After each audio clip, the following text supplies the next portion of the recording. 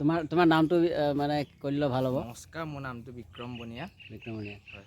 আৰু তোমাৰ নামটো? গৰিমা ফুকন। গৰিমা ফুকন। তুমিতো অলপ চলপ যিহেতু ইয়াৰ আছা, এইখিনি ঠাইৰে হয়, অলপ হ'লেও মানে জানা ইয়াৰ বিষয়ে, মানে কেনেকৈ ইয়াৰ মানে নামটো মানে ৰাধাপুখুৰী হৈছিলে মানে। সেই বস্তু তো আজি বিশেষ এটা ভিডিঅ' লৈ আহিছোঁ।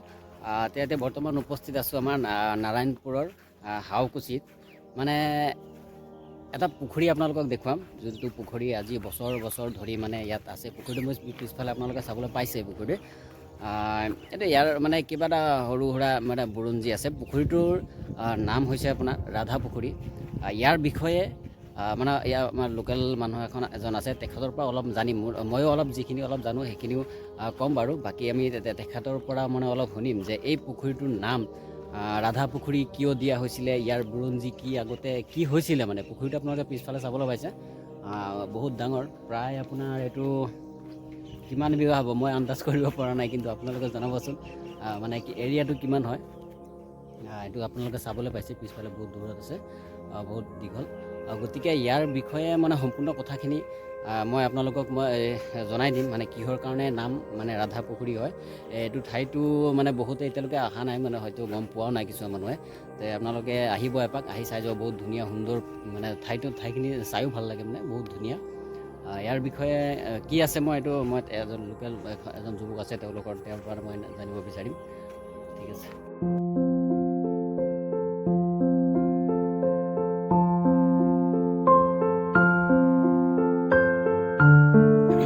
বন্ধুসকল, এই আমাৰ ইয়াৰে এইখিনি ঠাইৰে এজন যুৱক আছে, ইয়াৰে স্থানীয় যুৱক।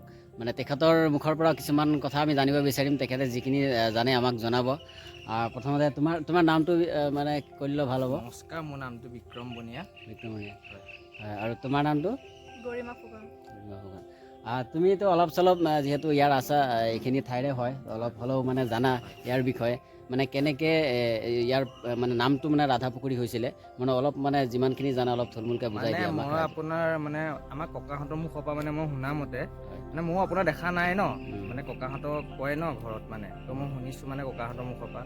মানে এই পুখুৰীটো আপোনাৰ ফাৰ্ষ্টতে মানে ৰজাৰ দিনত মানে আপোনাৰ আধাকে খান্দিছিলে মানে পুখুৰীটো। তো মানে তেতিয়া মানে পুখুৰীটো আপোনাৰ কমপ্লিটকৈ খান্দিব নোৱাৰিলে, মানে আধাকে খান্দিলে। তো আপোনাৰ সেইটো কাৰণে পুখুৰীটোৰ নাম মানে আধা পুখুৰী।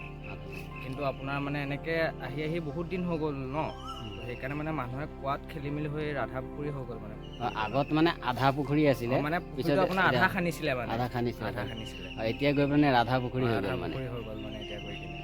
আৰু আপোনাৰ মানে যেতিয়া ইয়াত মানে আপোনাৰ এই পুখুৰীটো দেৱতা আছিলে মানে।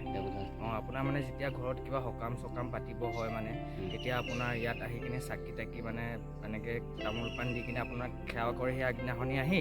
আৰু নেক্সট দিনাখনি মানে আপোনাৰ সকামত মানে যিমান লাগতিয়াল বস্তু লাগে, মানে আপোনাৰ বাচন বৰ্তনৰ পৰা ধৰি সকলো বস্তু মানে ইয়াতে মানে ৰাতিপুৱা আহি মানে পাই যায়, মানে গৃহস্থ ঘৰৰ মানে। তো আকৌ আপোনাৰ এনেকৈ ঘূৰাই দিব লাগে বস্তুটো, এনেকুৱাই মানে। কিন্তু এতিয়া নাই আৰু এইবিলাক। সেইটো হ'ব পাৰে, কাৰণ আগত যিহেতু সত্যৰ যুগ আছিলে, আগত মানুহে মানে মুখেৰে যি প্ৰকাশ কৰিছিলে সেইটোৱে সত্য হৈছিলে। আগদিনা ৰাতি যি ভাবিছিলে মানুহে, সেইটো ৰাতিপুৱা মানে সত্য হৈছিলে, কাৰণ তেতিয়া সত্যৰ যুগ আছিলে। আজিকালিতো তেনেকুৱা আৰু সত্যৰ যুগ নাই। ঠিক আছে, বাকী আমি আৰু জানিব চেষ্টা কৰিম। ভাল লাগিল লগ পাম কেতিয়াবা।